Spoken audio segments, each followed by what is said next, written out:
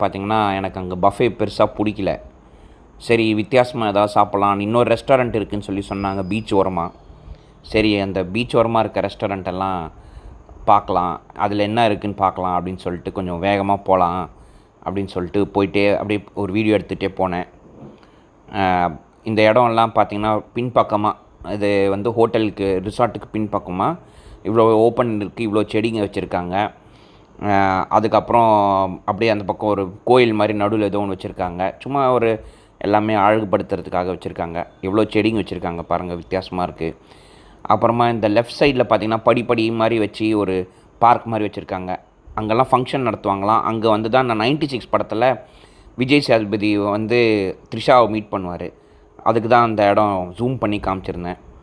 அப்படியே அந்த இடத்த தாண்டி நீங்கள் அப்படியே உள்ளார நடந்து போனீங்கன்னா இன்னும் நிறைய ஓப்பன் கார்டன், நிறைய ஒரு கல்யாணமே